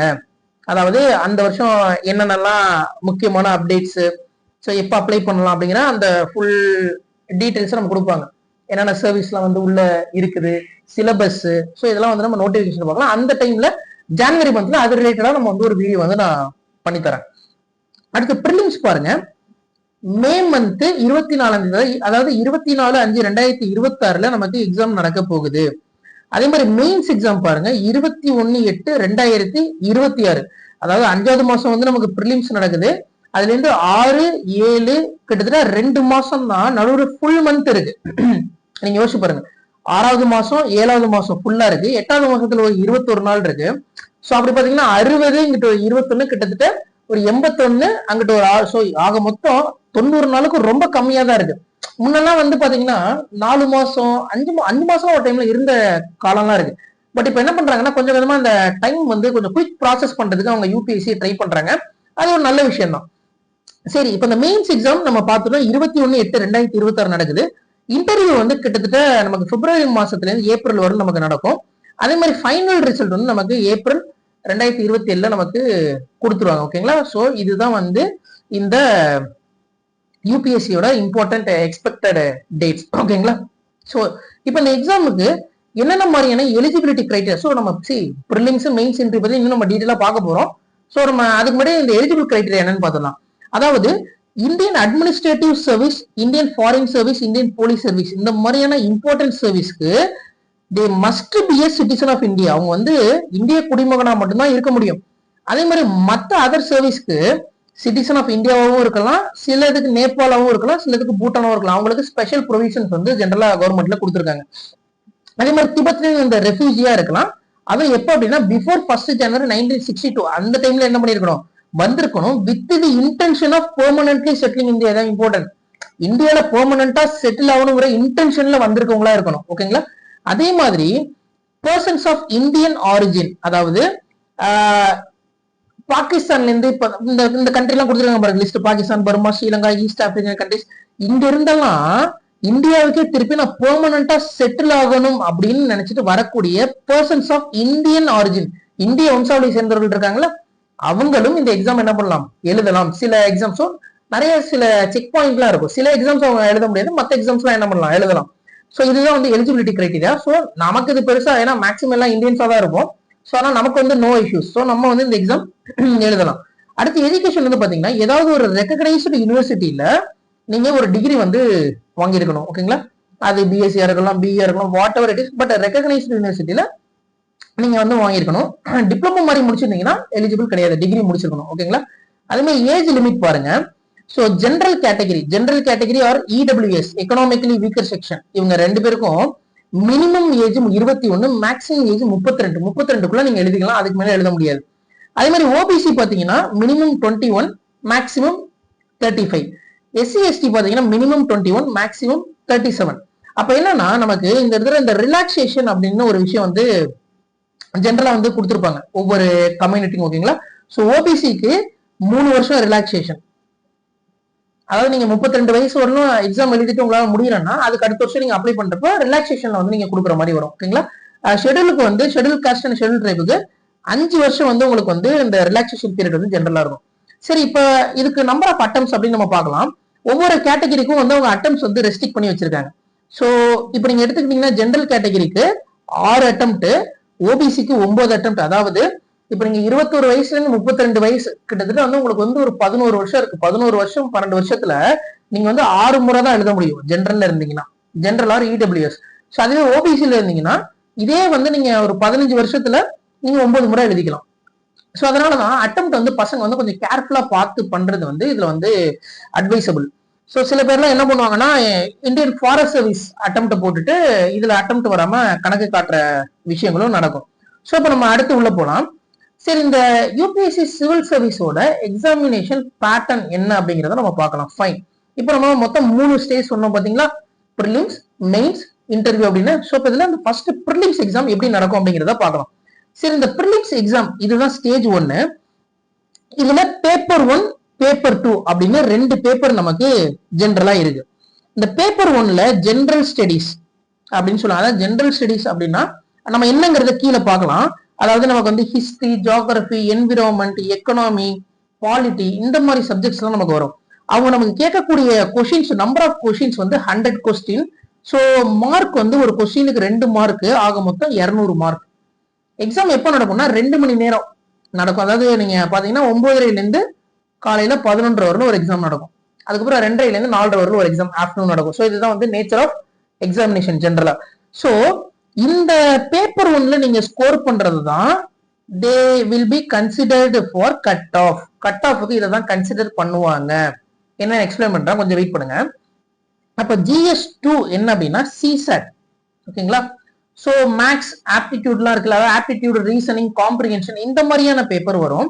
இதுக்கு வந்து மொத்தம் 80 கொஸ்டின்ங்க. ஸோ இதுக்கு வந்து மார்க்ஸ் வந்து 200 மார்க் ஜென்ரலா வரும். அதே மாதிரி 2 மணி நேரம். இந்த எக்ஸாம் வந்து பாத்தீங்கன்னா உங்களுக்கு குவாலிஃபையிங் நேச்சர். அதாவது நீங்க மினிமம் 33% மார்க் நீங்க இதுல ஸ்கோர் பண்ணி தான் ஆகணும். அதாவது கிட்டத்தட்ட 66 மார்க் நீங்க என்ன பண்ணணும், இதுல நீங்க ஸ்கோர் பண்ணாலே நீங்க பாஸ் மார்க். ஸோ 100க்கு 33 மார்க், 200க்கு 66 மார்க். அப்போ கிட்டத்தட்ட 66 மார்க் நீங்க, அதாவது 66 மார்க் நீங்க எடுத்தீங்கனாலே என்னது, இந்த எக்ஸாம்ல நீங்க கிளியர் பண்ணிடலாம். இப்போ உதாரணத்துக்கு சிசாட்ல வந்து நீங்க வந்து 120 வாங்கிட்டீங்க. ஓகேங்களா, கிளியர். ஏன்னா 66 எடுத்தாலே போதும் பேப்பர் 2ல. இப்ப பேப்பர் 1ல கட் ஆஃப் வந்து ஒரு 95 வருது, ஆனா நீங்க 90 தான் எடுத்துட்டீங்க அப்படின்னா நீங்க அவுட், நீங்க வந்து கிளியர் இல்ல. அடுத்த வேலையை தான், அடுத்த வேலைனா அடுத்த அட்டெம்ப்ட்க்கு ரெடி ஆகணும். இப்போ ஒரு வேலை நீங்க பேப்பர் 1ல நீங்க வந்து 95 மார்க் எடுத்துட்டீங்க, நீங்க இங்க கட் ஆஃப்ல எவ்வளவு கொடுத்துருக்காங்களோ அதே மார்க்கை நீங்க 95 நீங்க எடுத்துட்டீங்க, ஃபைன். இப்போ இந்த பேப்பர் 2ல நீங்க வந்து உதாரணத்துக்கு 65 எடுக்கிறீங்க. ஸோ இப்போ பேப்பர் 1ல நீங்க கிளியர், பேப்பர் 2ல நீங்க அவுட். ஸோ இப்போ இந்த பேப்பர் 2 நீங்க அவுட் ஆயிட்டீங்களா, அவ்வளவுதான் முடிஞ்சு, ஃபெயில். அப்போ 2 பேப்பர்லயும் நம்ம வந்து கிளியர் பண்ணணும். ஸோ ஃபர்ஸ்ட் பேப்பர்ல கட் ஆஃப் தாண்டணும், கட் ஆஃப் அட்லீஸ்ட் நம்ம அச்சீவ் பண்ணணும். பேப்பர் 2ல அந்த மினிமம் லெவல் ஆஃப் மார்க் 66 மார்க்குக்கு மேல நம்ம எடுக்கணும். ஸோ நீங்க வந்து அந்த இடத்துல போயிட்டு நான் வந்து சார் நான் சிசாட்ல இவ்வளவு எடுத்துட்டேன், எனக்கு வந்து ஏன் நீங்க எலிஜிபிள் கொடுக்கல அப்படின்னா நம்ம என்ன பண்ண முடியாது. கமிஷனை பார்த்து நம்ம எந்த கொஸ்டின்ஸும் நம்ம ரைஸ் பண்ண முடியாது. ஸோ இதுதான் வந்து இந்த எக்ஸாமினேஷன் பேட்டர்ன். ஸோ அதே மாதிரி இப்போ இந்த சிவில் சர்வீஸ் எக்ஸாமினேஷன்லயே உங்களுக்கு இன்னொரு எக்ஸாம், அதாவது IFoS exam, Indian forest service எக்ஸாமே உங்களுக்கு ஜென்ரலா நடக்கும். அதுவுமே இதே எக்ஸாம் தான். அதாவது மெயின்ஸ் எக்ஸாம்னா அதுக்கு மாறும். அதை பத்தி நான் தனியா ஒரு வீடியோ பண்ணி தரேன், ஒரி பண்ண வேணாம். இப்போதைக்கு ஜஸ்ட் புரிஞ்சுக்கங்க. அதாவது இப்போ உதாரணத்துக்கு உங்களுக்கு ப்ரிலிம்ஸ் எக்ஸாம் சிவில் சர்வீஸ் எக்ஸாமினேஷனுக்கு 90 மார்க் பேப்பர் 1ல எடுக்கணும் அப்படின்னா, அதாவது சிவில் சர்வீஸ் எக்ஸாமினேஷன்ல ப்ரிலிம்ஸ் இந்த இது. அதுவே ஐஎஃப்ஓஎஸ் எக்ஸாமினேஷனுக்கு நீங்க அதுல இருந்து ஒரு 10 மார்க்காவது கூட எடுக்கிற மாதிரி இருக்கணும். அட்லீஸ்ட் ஒரு 100ஆவது நீங்க மினிமம் எடுக்கிற மாதிரி, ஒரு 10 மார்க் மினிமம் கூட இருக்க மாதிரி இருக்கணும். அப்போ ஜென்ரலா இந்த ப்ரிலிமினரி எக்ஸாம் பொறுத்தவரைக்கும் ஐஎஃப்ஐஎஸ் எக்ஸாம் தான் கொஞ்சம் டஃப்பான ஒரு டாஸ்கா இருக்கும். பட் மெயின்ஸ் வந்து அது கொஞ்சம் ஈஸியா இருக்கும். பட் அது என்னங்கிறத நம்ம பார்க்கலாம். ஃபைன். இப்போ நம்ம அடுத்து வந்து நம்ம உள்ள போலாம். ஸோ இதுல நம்ம தெரிஞ்சுக்க வேண்டியது நான் திருப்பி நான் சொல்றேன். மெயின்ஸ் அதாவது இந்த பேப்பர் 2 வந்து ஒன்லி குவாலிஃபைங் பேப்பர் தானே தவிர அந்த மார்க்கை உங்களுக்கு ஃபுல்லா எடுத்துக்க மாட்டாங்க. பேப்பர் 1 தான் உங்களுக்கு மார்க்கா கன்சிடர் பண்ணுவாங்க. பட் பேப்பர் 1 மார்க்கை கன்சிடர் பண்ணணும்னா நீங்க பேப்பர் 2 நீங்க கண்டிப்பா கிளியர் பண்ணி தான் ஆகணும். அதே மாதிரி இங்கே ஒரு முக்கியம், ப்ரிலிம்ஸோட மார்க்கையும் அந்த ஸ்டேஜை கிளியர் பண்றதுக்கு தான் எடுத்துப்பாங்களே தவிர மெயின்ஸுக்கு அந்த மார்க்கை எடுத்துக்க மாட்டாங்க. So marks not counted in the final rank. சரி, இப்போ இந்த ப்ரிலிம்ஸுக்கு என்ன சிலபஸ் அப்படிங்கறத நம்ம ஜென்ரலா பார்க்கலாம். இது வந்து யூபிஎஸ்சிலே வந்து நோட்டிபிகேஷன்ல கொடுத்த ஒரு சிலபஸ். இதுக்கு என்னென்ன படிக்கணும் அப்படின்னு பார்க்கலாம். அதாவது current events of national and international importance, அதாவது நம்மளோட நாட்டுல என்ன நடக்குது, அதே மாதிரி இன்டர்நேஷனல் லெவல்ல என்ன நடக்குது, அதுல இந்தியாவோட தாக்கம் என்ன அப்படிங்கறத பத்தி நம்ம தெரிஞ்சுக்கணும். இப்போ ரஷ்யா உக்ரைன் வார்லாம் நடந்தது, அது ரிலேட்டட் நம்ம கொஸ்டின்ஸ் கேட்டிருந்தாங்க. ஓகேங்களா? ஸோ உக்ரைன் வச்சு ஒரு கொஸ்டின் கேட்டிருந்தாங்க. அப்போ இந்த மாதிரியான கேள்விகள் இங்க வரும். அதே மாதிரி ஹிஸ்டரி ஆஃப் இந்தியா, அதே மாதிரி இந்தியன் நேஷனல் மூவ்மெண்ட். ஸோ இந்த ஹிஸ்டரி ஆஃப் இந்தியா அப்படின்னு நீங்க எடுத்துக்கிட்டீங்கன்னா ஏன்ஷியன்ட், மிடிவல், மாடர்ன், ஸோ இந்த ஆஸ்பெக்ட்ல இருந்து உங்களுக்கு கொஸ்டின் வரும். அது கூட அந்த மாடர்னுக்குள்ளேயே இந்தியன் நேஷனல் மூவ்மெண்ட் ஐஎன்எம் அப்படின்னு ஒரு பார்ட் இருக்கு. ஓகேங்களா? ஸோ அந்த பார்ட்டுமே நமக்கு ரொம்ப இம்பார்ட்டன்ட். அதே மாதிரி பாத்தீங்கன்னா Indian and world geography. So உலக அளவிலான ஜியோகிரபியும் நம்ம படிக்கணும், அதே டைம்ல இந்தியன் ஜியோகிரபியும் படிக்கணும். உதாரணத்துக்கு சொல்லணும்னா மான்சூன் இந்தியால வந்து எப்படி அது மழை கொடுக்குது, அதே மாதிரி சுனாமினா என்ன, வால்கனோனா என்ன, ஸோ எர்த்குவேக்னா என்ன அப்படிங்கிற மாதிரியான விஷயங்களும் நீங்க இங்க படிக்கணும். ஸோ இந்த ஜியோகிரபியே பிசிக்கல், எக்கனாமிக் ஜியோகிரபி, இந்த மாதிரி நிறைய ஆஸ்பெக்ட்ல பிரிச்சிருப்பாங்க. வேர்ல்டு ஜியோகிரபி அப்படிலாம் பிரிச்சிருப்பாங்க. ஸோ அந்த ஆஸ்பெக்ட்ல நம்ம என்ன பண்ணணும், நம்ம படிக்கணும். அடுத்து Indian polity and governance. So இதுல constitution, so panchayat raj institution எப்படி இருக்கு, அதோட பப்ளிக் பாலிசிஸ்லாம் எப்படி இருக்கு. ஸோ ஒரி பண்ண வேணாம், இந்த சிலபஸ் நான் டீகோட் பண்ணி இன்னொரு வீடியோ வந்து இதுக்கு அடுத்த வீடியோவோ வந்து வரும். ஸோ ஒரி பண்ண வேண்டாம். அடுத்து வந்து எக்கனாமிக் பாத்தீங்களா, எக்கனாமி வந்துருச்சு. ஸோ இதுக்குள்ள பாத்தீங்கன்னா பாவர்ட்டி, சஸ்டைனபிள் டெவலப்மெண்ட், ஸோ அடுத்து வந்து சோஷியல் செக்டர் இனிஷியேட்டிவ்ஸ், இந்த மாதிரி டாபிக் வருது. அடுத்து பாத்தீங்கன்னா நமக்கு என்விரான்மெண்ட் அண்ட் ஈக்காலஜி. ஸோ இதுக்குள்ள நமக்கு பயோடைவர்சிட்டி, கிளைமேட் சேஞ்ச். அப்ப ஜென்ரலா கோர் சப்ஜெக்ட் அப்படின்னு நீங்க பாத்தீங்கன்னா ஹிஸ்டரி, ஜியோகிரபி, அப்புறம் வந்து பாத்தீங்கன்னா என்விரான்மெண்ட், எக்கனாமி, பாலிட்டி, இது கோர் சப்ஜெக்ட். இது கூட நமக்கு இன்டர்நேஷனல் இம்பார்ட்டன்ஸ் அண்ட் நேஷனல் விஷயங்களும் நமக்கு என்ன ஆகும், உள்ள கவர் ஆகும். இது கூட நமக்கு சயின்ஸ் அண்ட் டெக்குமே நமக்கு என்ன ஆகும், உள்ள வரும். ஜெனரல் சயின்ஸ் இதுக்குள்ள வந்து சயின்ஸ் அண்ட் டெக்குமே நமக்கு கவர் ஆகும். இதுதான் ஜிஎஸ் பேப்பர் 1, அதாவது காலையில் எழுதுறீங்களா ஒரு தேர்வு, இந்த தேர்வுக்கான சிலபஸ். அடுத்து இந்த பேப்பர் 2க்கான சிலபஸ் என்னங்கிறத பார்ப்போம். பேப்பர் 2க்கான சிலபஸ் வந்து உங்களுக்கு காம்ப்ரிஹென்ஷன்ஸ். இதுல வந்து நீங்க நிறைய கொடுத்துருப்பாங்க. Decision making and problem solving, logical reasoning, analytical ability, general mental ability. சிம்பிளா புரிஞ்சுக்கங்க. So aptitude, reasoning and comprehension மொத்தம் 3 பார்ட்டா வந்து நமக்கு பிரிச்சு கொடுப்பாங்க. காம்ப்ரிஹென்ஷன் உங்களுக்கு தெரியும், ஒரு பேராகிராஃப் கொடுத்துட்டு அதுல இருந்து நமக்கு கொஸ்டின் கேட்பாங்க. அதுல இருந்து நம்ம பேராகிராஃபை படிச்சு நம்ம ஆன்சர் பண்ற மாதிரி இருக்கும். ரீசனிங் உங்களுக்கு தெரியும், அதே மாதிரி ஆப்டிடியூடும் உங்களுக்கு வந்து எல்லாமே உங்களுக்கு ஓரளவு தெரியும். நம்பர் சிஸ்டம் ஸோ தெரியலனாலும் ஒரி பண்ண வேணாம். சீசரை பத்தி சிலபஸ் வந்து டீகோட் பண்ணி அதுவுமே நம்ம வந்து ஒரு வீடியோ பண்ணலாம். டைம் அண்ட் ஒர்க், இந்த மாதிரி ஏகப்பட்ட சம்ஸ் வந்து உங்களுக்கு என்ன பண்ணுவாங்க கேட்பாங்க. பைப் அண்ட் சிஸ்டம், நிறைய சம்ஸ் வந்து உங்களுக்கு என்ன பண்ணுவாங்க இதுல கேட்பாங்க. இப்போ வந்து இதுல கொடுத்துருப்பாங்க கிளாஸ் 10th லெவல் அப்படின்னு ஜென்ரலா சொல்லியிருப்பாங்க. பட் இப்போ வந்து அந்த கிளாஸ் 10th லெவல் அப்படிங்கிறது கொஞ்சம் தாண்டி அவங்க கொஞ்சம் லெவல் கொஞ்சம் அதிகமாக தான் வச்சிருக்காங்க. ஸோ தட் நம்ம கொஞ்சம் அட்வான்ஸ்டா போறது வந்து கொஞ்சம் நல்லது. நம்பர் சிஸ்டமே எடுத்துக்கிட்டீங்கன்னா நம்பர் சிஸ்டம்லேயே வந்து கொஞ்சம் அதிகமாகவே டஃப்னஸ் வந்து கொஞ்சம் ஏற்றிருக்காங்க. பட் எல்லாமே வந்து கண்ட்ரோலாக தான் இருக்கு. ப்ராஃபிட் அண்ட் லாஸாக இருக்கட்டும், ஸோ இது எல்லாமே இதில் வரக்கூடிய டாபிக்ஸ் தான். கிளாக் வரும், சும்மா ஏகப்பட்ட டாபிக்ஸ் வந்து உங்களுக்கு வரும். ஸ்பீடு, டிஸ்டன்ஸ், ஓகேங்களா. ஸோ இப்போ இதுதான் வந்து ஜென்ரலாக இந்த பேப்பர் 2 சிசாட்டோட சிலபஸ். சரி, இப்போ இந்த ப்ரிலிம்ஸ்ல வந்து என்ன மாதிரியான கொஸ்டின்ஸ் கேட்பாங்க அப்படிங்கறத நம்ம வந்து ஒரு ஓவர்வியூ வந்து நம்ம பார்த்துடலாம். இது வந்து யூபிஎஸ்சில கேட்ட கொஸ்டின்ங்க. பாருங்களேன், நேஷனல் இந்த இன்டர்நேஷனல் இம்பார்ட்டன்ஸ் ஒன்று இருந்ததுல, ஸோ அதுல வரக்கூடிய இன்டர்நேஷனல் இம்பார்ட்டன்ஸ் தி மெடிட்டரேனியன் சீயை பத்தி கேட்குறாங்க. அந்த மெடிட்டரேனியன் சி அப்படிங்கிறது அதோட பார்டர் எந்தெந்த கண்ட்ரிலாம் வந்து இருக்குது அப்படின்னு கேட்டிருக்காங்க. ஸோ இப்போ அந்த கொஸ்டினை அப்ரோச் பண்ணணும்னு வைங்களேன், நீங்க வந்து மேப் வந்து நீங்க தெளிவாக பார்த்தா மட்டும் தான் முடியும். இதுதான் இந்த மெடிட்டரேனியன் சி, ஓகேங்களா. ஸோ நம்ம படிக்கிறப்ப எப்படி படிக்கணும்னா பிக்டோகிராஃபிக்கா படிக்கிறது வந்து இதுல வந்து நல்லது. ஸோ நீங்க படம் பார்த்து படிக்கணும். படம் பார்த்துனா நீங்க சினிமா மூவி கிடையாது. இந்த பிக்சரை பார்த்து நீங்க ஒரு மெடிட்டரேனியன் சீயை பத்தி படிக்கிறீங்கன்னா அந்த பிக்சரை பார்த்து நீங்க படிக்கணும். அதுல வந்து எந்தெந்த கண்ட்ரிலாம் வந்து உங்களுக்கு சரௌண்டிங் கண்ட்ரிஸ் இருக்கு அப்படின்னு நம்ம பார்த்தோம். இப்போ பாருங்களேன், இங்க ஸ்பெயின், பிரான்ஸ், இத்தாலி இந்த மாதிரிலாம் இருக்கு பார்த்தீங்கன்னா, துனிஷியா, அல்ஜீரியா இந்த மாதிரிலாம் இருக்கு பார்த்தீங்கன்னா, டர்க்கி, பல்ஜேரியா, கிரீஸ் எல்லாம் இருக்குல்ல. அப்போ இதை நம்ம லிஸ்ட் எடுத்து நம்ம வந்து மெமரி பண்ணணும். ஸோ நீங்க இந்த ஐடியா இருந்தாலே இந்த கொஸ்டின் சால்வ் பண்ணிருக்கலாம். இப்போ நீங்க பாருங்களேன், ஆப்ஷன் என்ன கொடுத்துருக்காங்கன்னு, ஜோர்டன், ஈராக் எங்கேயாவது இருக்கா? ஜோர்டன் இங்க இருக்கு, கண்ட்ரி இங்க இருக்கு, கடல் இங்க இருக்கு, பவுண்டரி இல்லையே, ஒட்டலையே கடல்ல. அப்போ நம்ம என்ன பண்ணிடலாம், அதை தூக்கிடலாமா? ஜோர்டனை ஒன்ன தூக்கி பாருங்க. இப்போ நமக்கு ஆன்சர் என்ன, பியா இல்ல சியா அப்படின்னு இருக்கும். ஸோ நமக்கு ஆப்வியஸா தெரிஞ்சிருச்சு, லெபனான் அண்ட் சிரியா. இந்த பாருங்க, லெபனான், சிரியா ரெண்டுமே என்னது, பார்டர்ல வருது. அப்போ 3யும் 4ம் கரெக்டு. அப்போ ஆன்சர் சி ஒன்லி. அப்போ இந்த மாதிரி தான் இருக்கும். இதே மாதிரி அவங்க என்ன பண்ணலாம், நாளைக்கு வந்து அட்ரியாட்டிக் சி கேட்கலாம், கேட்டிருக்காங்க. பிளாக் சி கேட்கலாம், ஹேகன் சி கேட்கலாம், அயனியன் சி கேட்கலாம், டைரீனியன் சி. ஸோ இந்த மாதிரி இப்படி டிஃப்ரெண்ட் ஆஸ்பெக்ட், கல்ஃப் ஆஃப் சார் நமக்கு ரெட் சி கேட்டிருக்காங்க, ஓகேங்களா. ஸோ இப்போ இப்படி ஒரு கொஷின் கேட்டிருக்காங்க. இது இல்லாமல் இப்போ ஹிஸ்ட்ரியில் நீங்கள் பார்த்தீங்கன்னு வைங்களேன், ஸோ இதுவுமே அப்படி தான். இங்கே பாருங்கள், Lord Buddha's image is sometimes shown with the hand gesture card பூமி ஸ்பர்ஷ முத்ரா. அதாவது புத்தரோட இமேஜ் வந்து ஏதோ கையை வந்து ஒரு ஜெஸ்டர் ஏதோ வித்தியாசமாக ஒன்று காட்டுறாராம், கையை வந்து வித்தியாசமாக, அந்த முத்திரைக்கு பேர் பூமி ஸ்பரிச முத்திரை அப்படின்னு சொல்கிறாங்க. அது எதைப்பா சொல்லுது, எதை சிம்பிளைஸ் பண்ணுது அப்படின்னு கேட்குறாங்க. சிம்பிளாக புரிஞ்சுக்கங்க. அதனால தான் நான் என்னோடய ஸ்டூடெண்ட்ஸுக்கு லாஸ்ட்டு 10 இயர்ஸாக என்ன சொல்லி கொடுத்துருக்கேன்னா, இமேஜஸ் பார்த்து படிங்க அப்படின்னு நான் சொல்லி கொடுத்துருக்கேன். இமேஜஸ் பார்த்தீங்கன்னா, இப்போ இந்த ஆப்ஷனை பாருங்களேன், பார்த்தா நமக்கு மறுபடியும் மண்டை சுற்றுற மாதிரி இருக்கும். என்னடா இது இப்படி கேட்குறாங்க அப்படின்னு.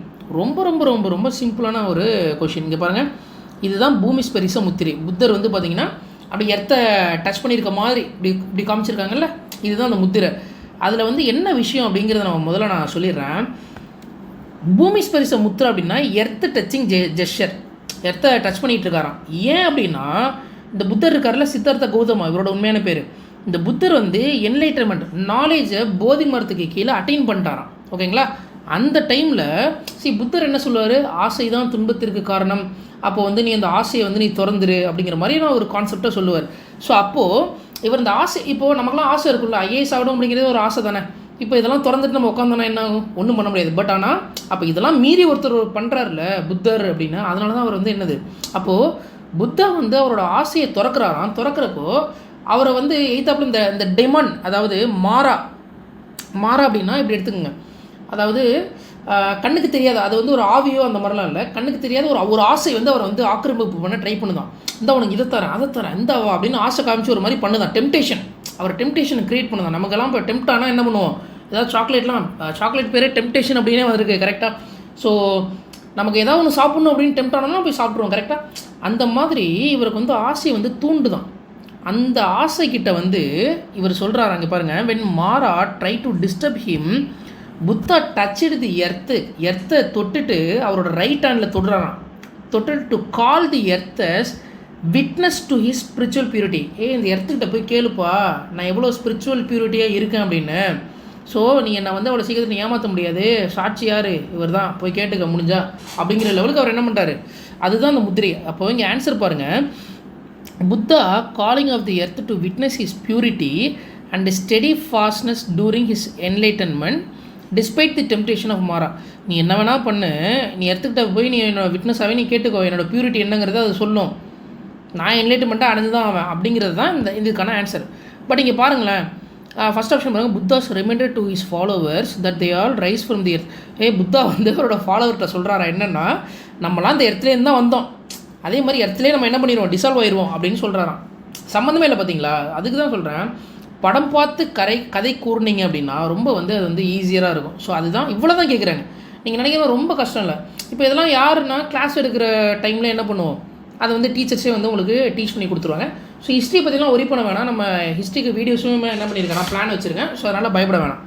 இவ்வளோ தாங்க கேட்குறாங்க, ரொம்பலாம் வந்து நீங்கள் அப்படியே அவ்வளோதெல்லாம் இல்லை. பட் இந்த ப்ரிலிம்ஸ் அப்படிங்கிறது இருக்கிறதுலே கொஞ்சம் டஃப்பான எக்ஸாம்னா இந்த ப்ரிலிம்ஸை நம்ம சொல்லலாம். ஏன் இந்த ப்ரிலிம்ஸ் டஃப்பான எக்ஸாம்னு நம்ம சொல்கிறோன்னா, ப்ரிலிம்ஸ் எக்ஸாம் அப்படிங்கிறப்போ எலிமினேஷன் பண்ணுவாங்க. அதாவது 10 லட்சம் பேர்லேருந்து ஃபில்ட்ரு பண்ணி 15,000 பேர் எடுக்கணும். அப்போ எப்படி அந்த ஆப்ஷனை செட் பண்ணுவாங்க அப்படின்னா, இப்போ இப்படி எடுத்துக்கலாம், ஒரு கொஷினில் 4 ஆப்ஷன் இப்போ கொடுத்துருக்காங்கல்ல. இப்போ பாருங்களேன், இந்த கொஷினில் பாருங்களேன், B option, Buddha calling of the earth to witness his meditation protect him from Mara. அதாவது எர்த்து நீ வந்து அவன் வந்து நான் வந்து ஏதாவது ஒன்று பண்ண வருவான், நீ வந்து அதுலேருந்து நீ ப்ரொடெக்ட் பண்ணு அப்படின்னு ஒரு பாயிண்ட் கொடுத்துருக்காங்க பாருங்கள். அதே மாதிரி இங்கே ஒரு ஸ்டேட்மெண்ட் கொடுத்துருக்காங்க, Buddha calling of the earth to witness his meditation. நீ தான் விட்னஸ் என்னோட மெடிடேஷனுக்கு, அதனால் வந்து அந்த ஆசையெல்லாம் வந்து நீ வந்து கொஞ்சம் இது பண்ணி ப்ரொடெக்ட் பண்ண அப்படின்னு சொல்கிறாங்களே. இப்போது நிறைய பேர் இங்கே போவாங்க, பிஏ தொட்டாங்கன்னா அதில் ஒரு 10,000 பேர் அவுட்டு. அப்போது ப்ரிலிம்ஸுங்கிறது ஒரு எலிமினேஷன் எக்ஸாம். இன்னொன்று இப்படி புரிஞ்சுக்கோங்க, நிறைய பேர் எனக்கே தெரியும் 4 ப்ரிலிம்ஸ் கிளியர் ஆகாமல் 5வது அட்டம்ப்டில் ஃபுல்லாக கிளியர் பண்ணவங்களும் இருக்காங்க, 8 ப்ரிலிம்ஸ் கிளியர் ஆகாமல் அதுக்கப்புறம் ஒரே அட்டம்ப்டில் கிளியர் பண்ணவங்களும் இருக்காங்க. ஸோ இந்த ப்ரிலிம்ஸ் அப்படிங்கிறது நல்லா அப்படி புரிஞ்சுக்கோங்க. இப்போ ஃபார் எக்ஸாம்பிள் மெயின்ஸ் அப்படின்னு நம்ம எடுத்துக்கலாமே, லேண்ட் ரிஃபார்ம்லேருந்து ஒரு கொஸ்டின் கேட்குறாங்கன்னு வச்சுக்கோங்க. லேண்ட் ரிஃபார்ம் பற்றி உங்களுக்கும் தெரியும், எனக்கும் தெரியும், எதையோ ஒன்று எழுதுவோம். அப்போ மேபி எனக்கு ஒரு 5 மார்க் வரலாம் 10 மார்க்கில், உங்களுக்கு ஒரு 4 மார்க்கோ இல்லை 3.5 மார்க்கோ வரலாம், சம்திங் வந்துடும். ஆனால் ப்ரிலிம்ஸை பொறுத்தவரைக்கும் அப்படி கிடையாது. ப்ரிலிம்ஸில் இப்போ உதாரணத்துக்கு எனக்கு ஒரு 4000 இன்ஃபர்மேஷன் தெரியுதுன்னு வச்சுக்கோங்களாமே, உங்களுக்கு ஒரு 4000 தெரியுது. இப்போது நம்ம 2 பேருக்கும் காமனாக ஒரு 2000 தெரிஞ்சிருக்குன்னு வச்சுக்கலாம். ஸோ இப்போது இந்த 2000 உங்களுக்கு எனக்கும் 2000 இன்ஃபர்மேஷன் தெரியுது, இதுலேருந்து ஒரு 50 கொஸ்டின் கேட்டாங்கன்னா 2 பேருமே 50 போட்டுருவோம், கரெக்டாக? ஆனால் ரிமைனிங் இருக்கிற ஏரியா இருக்குது பார்த்தீங்களா. இப்போ விஷயம் நம்ம என்ன மீன் பண்ண வரோம் அப்படின்னா, நீங்கள் ப்ரிலிம்ஸை பொறுத்தவரையிலும் அவங்க அந்த கேட்குற ஏரியா நம்ம அதை பார்த்துருந்தோன்னா அது வந்து மாட்டிக்கும், இல்லைன்னா அதில் பிரச்சனை. பட் இதில் சில நிறைய ஸ்ட்ராட்டஜிஸ் இருக்குது. நம்ம டாபிக் அதனால தான் இது எப்படி படிக்கணும்னா, தீம் வைஸாக நீங்கள் பிரித்து படிக்கிறது நல்லது. தீமேட்டிக் மேனரில் அப்ரோச் பண்ணணும் எதை, ப்ரிலிம்ஸை. அதாவது மொத்த ப்ரிலிம்ஸையுமே 200 தீம்ஸுக்கு கீழே கொண்டு வந்துடலாம். நான் அந்த தீம்ஸ் என்னென்ன அப்படிங்கிறதையுமே நான் வந்து வீடியோ போடுறேன், சேனலில் கொஞ்சம் ரெகுலராக ஃபாலோ பண்ணுங்கள். ஸோ இப்போ கமிட்டி, ரிப்போர்ட், இண்டெக்ஸ் இந்த மாதிரிலாம் இருக்குல்ல. இப்போ ஹிஸ்ட்ரியில் காயின்ஸு, பாட்ரி, இதெல்லாமே ஒவ்வொரு தீம்ஸ், ஓகேங்களா? ஸோ அப்போது இந்த மாதிரி நம்ம ஒர்க் பண்ணோம், ஸ்மார்ட் ஒர்க் பண்ணோம்னா இந்த ப்ரிலிம்ஸ் என்ன பண்ண முடியும், ஈஸியாக நம்ம கிராக் பண்ணி போக முடியும். ஸோ இதுதான் கைஸ் வந்து ப்ரிலிமினரி எக்ஸாமினேஷன். ஸோ இப்போ நம்ம அடுத்து நம்ம பார்க்க போகிறது மெயின்ஸ் எக்ஸாமினேஷன். மெயின்ஸ் எக்ஸாமினேஷனில் மொத்தம் 7 பேப்பர் இருக்கும். ஒவ்வொரு பேப்பருக்கும் 250 மதிப்பெண் ஆக மொத்தம் 1750 மதிப்பெண் இந்த மெயின்ஸுக்கு மார்க். அடுத்த ஸ்டேஜ் இன்டர்வியூக்கு 275 மார்க். இப்போ ஃபைனல் ரிசல்ட்டை நமக்கு எப்படி கொடுப்பாங்கன்னா, இந்த 1750ஐயும் 275ஐயும் ஆட் பண்ணி 2025 மார்க்குக்கு நமக்கு ஃபைனல் ரிசல்ட் வரும். இதில் நீங்கள் அப்ராக்சிமேட்டாக ஒரு 1100 கிட்ட எடுத்துட்டிங்கன்னா ஆல் இண்டியா டாப்பர். அப்போ பாருங்கள் 50% மார்க், 55% மார்க் எடுத்தாலே உங்களுக்கு என்னது ஆல் இண்டியா டாப்பர் வந்துடும், ஓகேங்களா? இப்போது இந்த 7 பேப்பர் இல்லாமல் ஒரு 2 பேப்பர் எக்ஸ்ட்ரா இருக்குது, என்னென்னு பார்க்கலாம். அதாவது பேப்பர் ஏ, பேப்பர் பி அப்படின்னு ஒன்று இருக்குது. இந்த 2 பேப்பருமே குவாலிஃபைங், எப்படி சிசாட்டை நம்ம பார்த்தோம்ல குவாலிஃபையிங் பேப்பர், அந்த மார்க்கை கவுண்ட் பண்ண மாட்டாங்கன்னு, அதே மாதிரி இதுவுமே குவாலிஃபையிங் பேப்பர் தான். ஸோ இதுவுமே உங்களுக்கு டிஸ்கிரிப்டிவ். மெயின்ஸ் எல்லாமே நீங்கள் கையிலே நீங்கள் எழுதுகிற மாதிரி தான் இருக்கும். ஸோ பேப்பர் ஏ அது வந்து கம்பல்சரி இந்தியன் லாங்குவேஜ். இப்போ நம்ம தமிழ் எடுத்துக்கலாம், ஓகேங்களா? இல்லை ஹிந்தியாக இருந்தாங்கன்னா ஹிந்தி எடுத்துக்கலாம். ஸோ இப்போ இதுக்கு 3 மணி நேரம் நடக்கும், 300 மார்க்கு தேர்வு நடக்கும். ஸோ 3 மணி நேரம். ஸோ இப்போ மெயின்ஸ் எக்ஸாம் எல்லாமே 3 மணி நேரம். இப்போ பாருங்கள், அதே மாதிரி மெயின்ஸ் எக்ஸாமில் இந்த பேப்பர் ஏபி மட்டும்தான் 300 மார்க்கு, மீதி எல்லாமே உங்களுக்கு 250 மார்க்கு தான். ஓகேங்களா? ஸோ அப்போ நல்லா புரிஞ்சுக்கோங்க. Paper A Indian language, paper B English knowledge எப்படி இருக்குது அப்படிங்கிறத அவங்க டெஸ்ட் பண்ணுவாங்க. அப்போ இது ரெண்டுமே நமக்கு ஒரு குவாலிஃபையிங் பேப்பர். ஸோ மீதி எல்லாமே தான் நமக்கு என்னது, இப்போ மெரிட்னு கொடுத்துருக்காங்க பாருங்க. மெரிட் அப்படின்னா விச் மீன்ஸ் இந்த மார்க்கை தான் என்ன பண்ணுவாங்க, கவுண்ட் பண்ணிப்பாங்க எக்ஸாமுக்கு அப்படின்னு அர்த்தம். ஸோ அதுபடி பார்த்தா பேப்பர் 1 எஸ்ஏ அப்படின்னு சொல்லுவாங்க. எஸ்ஏக்கும் 3 மணி நேரம், 2 கேள்வி கேட்பாங்க. அதாவது 2 பார்ட்டாக பிரிச்சுருப்பாங்க. ஃபஸ்ட்டு எஸ்ஏ மொத்தம் அதில் 4 ஆப்ஷன், 4 கொஷின் கொடுத்து அதில் ஏதாவது ஒரு எஸ்ஏ நம்ம எழுதலாம். அதே மாதிரி 2வது ஹாஃப்லேயுமே 4 கொஷின் கொடுத்து அதுலேருந்து ஏதாவது ஒரு எஸ்ஏ எழுதலாம். அங்கே மொத்தம் 2 எஸ்ஏ, ஒரு எஸ்ஏக்கு 125 மார்க்கு, 2 எஸ்ஏக்கு 250 மார்க்கு 3 மணி நேரத்தில் எழுதணும். இந்த எஸ்ஏக்கு எப்படி ப்ரிப்பேர் பண்ணுறது அப்படிங்கிறத வந்து நம்ம தனியாக நான் சொல்கிறேன். பட் இப்போதைக்கு இப்படி தெரிஞ்சுக்கோங்க. இந்த GS 1, 2, 3, 4 தெளிவாக படித்தாலே போதும். இதை ஆர்கனைஸ் பண்ணி நீங்கள் எழுதுனீங்கனாலே உங்களுக்கு எஸ்ஏ வந்து வந்துடும். இதுக்காக நீங்கள் தனியாக உட்காந்து நீங்கள் எதுவுமே என்ன பண்ண வேணாம், ரெடி பண்ணணுங்கிற எந்த அவசியமும் இல்லை. ஸோ அடுத்து பேப்பர் 2, இது வந்து general studies 1, paper 3 general studies 2, paper 4 வந்து ஜென்ரல் ஸ்டடீஸ் 3, பேப்பர் 5 வந்து ஜென்ரல் ஸ்டடீஸ் 4. அப்போது விஷயம் என்னென்னா, ஜென்ரல் ஸ்டடீஸை 4 வகைகளாக பிரிச்சுருக்காங்க. 1, 2, 3, 4 அப்படின்னு பிரிச்சுருக்காங்க. எல்லாத்துக்குமே 3 மணி நேரம், 250 மார்க்கு. டிஸ்கிரிப்டிவ் தான், மெரிட்டில் தான் கேல்குலேட் பண்ணுவாங்க. இது இல்லாமல் ஆப்ஷனல் பேப்பர் அப்படின்னு ஒன்று இருக்குது. ஸோ ஆப்ஷனல் அதாவது நீங்கள் சில சப்ஜெக்ட்ஸ் வந்து நீங்கள் சூஸ் பண்ணணும். உதாரணத்துக்கு இப்படி எடுத்துக்கலாம், ஜியாகிரஃபி, ஹிஸ்ட்ரி, பப்அட், பொலிட்டிக்கல் சயின்ஸ், இந்த மாதிரி நிறைய ஆப்ஷனல் நம்ம வந்து சூஸ் பண்ணலாம். இப்போ உதாரணத்துக்கு ஜியாகிரஃபி எடுக்கிறீங்கன்னு வைங்களேன். ஜியாகிரஃபியில் பேப்பர் 1, பேப்பர் 2 அப்படின்னு 2 இருக்கும். பேப்பர் 1 அதுதான் இந்த ஆப்ஷனல் 1, பேப்பர் 2 அப்படிங்கிறது ஆப்ஷனல் 2. நிறைய பேர் தப்பாக புரிஞ்சுக்கிறீங்க. ஆப்ஷனல் 1, ஆப்ஷனல் 2 அப்படின்னோன்னே 2 ஆப்ஷன் எடுக்கணுமா அப்படின்லாம். 2 ஆப்ஷன் அதெல்லாம் ஒரு டைமில் எடுத்தோம். அதுக்கப்புறம் அந்த பேட்டர்ன்லாம் மாற்றிட்டு தான் இப்போ என்ன பண்ணியிருக்காங்க, ஒரே ஆப்ஷனில் 2 பேப்பர்னு கொண்டு வந்திருக்காங்க. இது என்னென்ன ஆப்ஷனல்லாம் இருக்குது, அது எப்படி சூஸ் பண்ணலாங்கிறதே நான் அந்த வீடியோவில் நான் சொல்கிறேன். கொஞ்சம் வெயிட் பண்ணுங்கள். ஸோ இப்போ ஃபைனலாக நம்ம என்ன முடிச்சிருக்கோம் இந்த இடத்துல, மெயின்ஸில் மொத்தம் 9 பேப்பர், 9ல் 2 குவாலிஃபையிங், மீதி 7 வந்து மார்க் கவுண்ட் பண்ணுவாங்க. ஒரு பேப்பருக்கு 250 மார்க், மொத்த மார்க் 1750. ஸோ 275 மார்க் இன்டர்வியூவில் கேட்பாங்க. ஆக மொத்தம் 2025 மார்க். ஸோ இதான் வந்து நமக்கு இங்கே முடிச்சிருக்கோம். இப்போ இந்த மெயின் சப்ஜெக்ட் நான் சொன்னேன் பார்த்தீங்களா, GS 1, 2, 3, 4, இதில் என்னென்ன சப்ஜெக்ட் வருதுங்கிறத நான் இங்கே உங்களுக்கு சொல்கிறேன். GS 1 இதில் Indian heritage and culture, history, geography of the world and society. இந்த இடத்துல நான் ஒன்று சொல்லணும், நம்ம தமிழ் யூடியூப் சேனல் நிறைய இடத்துல தப்பு பண்ணி வச்சுருக்காங்க. ஏகப்பட்டதில் பார்த்தீங்கன்னா சொசைட்டியை தூக்கி பேப்பர் ஜென்ரல் ஸ்டடீஸ் 2ல் வந்து போட்டு வச்சுருக்காங்க. அப்படி இல்லை, சொசைட்டிங்கிறது GS 1ல் வரும். இப்போது இதை பற்றி நீங்கள் ஒரி பண்ண வேணாம். அந்த மெயின் சப்ஜெக்டை பொறுத்த வரணும்.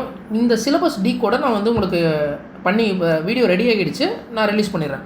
அடுத்து வந்து பார்த்திங்கன்னா GS 2ல் governance, constitution, polity, social justice, international relation மாதிரியான சப்ஜெக்ட் இதில் GS 2ல் கவர் பண்ணுறாங்க. அடுத்து GS 3ல் பார்த்திங்கன்னா எக்கனாமிக்ஸ், அதாங்க நம்ம அங்கே ப்ரிலிம்ஸில் பார்த்தோம்லங்க, அதையே அங்கங்கே ஆர்டர் பண்ணி சில சப்ஜெக்ட்ஸ் ஏற்றிருப்பாங்க.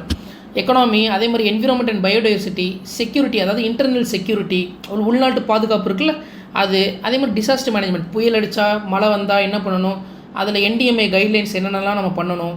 ஸோ அந்த மாதிரியான ஆஸ்பெக்ட். அதுக்கப்புறம் டெக்னாலஜி, ஏதாவது புதுசாக டெக்னாலஜி இருக்கா, இல்லை இந்தியன்ஸ் அதில் இந்தியன்ஸோட ரோல் என்னது அப்படிங்கிற ஆஸ்பெக்டில் GS 3 இருக்குது. GS 4 அப்படிங்கிறது ethics, integrity and aptitude. So நமக்கு வந்து உண்மையாகவே எத்திக்ஸாகவே இருக்கோமா, எத்திக்கலாக இருக்கோமா, இல்லை வந்து நம்ம வந்து கரப்ஷனாக இருக்கக்கூடாது அப்படிங்கிற ப்ராபிட்டி இன் கவர்னன்ஸ், இந்த மாதிரியான டாப்பிக்லாம் இந்த எத்திக்ஸில் வந்து இருக்கும். ஸோ ஒரி பண்ண வேண்டாம். சப்ஜெக்ட் என்னென்ன சப்ஜெக்ட் மட்டும் ஜஸ்ட் இங்கே தெரிஞ்சுக்கோங்க. இதாங்க மெயின்ஸோட மாடல் கொஸ்டின். எதுக்கு நான் உங்களுக்கு மாடல் கொஸ்டின் எடுத்துகிட்டு வந்தேன்னா, நிறைய மித்து இருக்குது. அதாவது சில இன்ஸ்டியூட்டில் என்ன சொல்கிறாங்கன்னா, NCERT படிக்காதீங்க அப்படின்னு சொல்கிறாங்க. So it's not fair. NCERT கண்டிப்பாக படிக்கணும். அதே மாதிரி ஹிஸ்ட்ரியில் வந்து ஏன்ஷியன் மெடிவல் வந்து நீங்கள் படிக்க வேண்டாம், அதை வந்து ஸ்கிப் பண்ணிடுங்க அப்படின்னு சில இன்ஸ்டியூட்ஸ் வந்து, ஏன் நம்ம சென்னையிலே நிறைய பேர் சொல்கிறாங்க. அப்படி சொன்ன அகாடமிக்கு ஒரு பெரிய சவுக்காக எடுத்து அடித்த அடி தான் இந்த கொஸ்டின் இந்த வருஷம் கேட்டிருக்காங்க பாருங்கள்.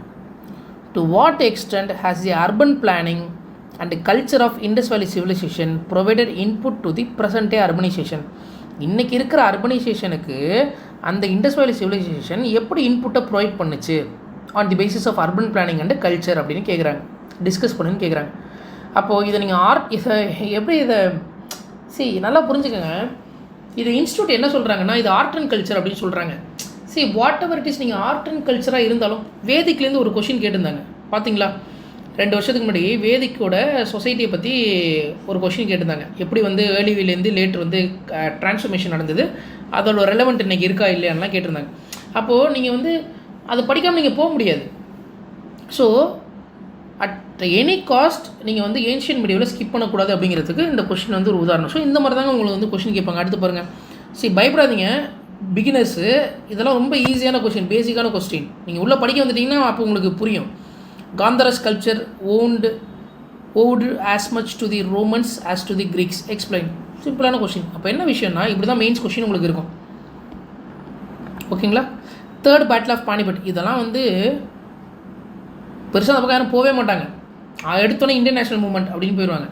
அழகாக கேட்டுங்க பாருங்க. Third battle of Panipat was fought in 1761. ஆமாம்.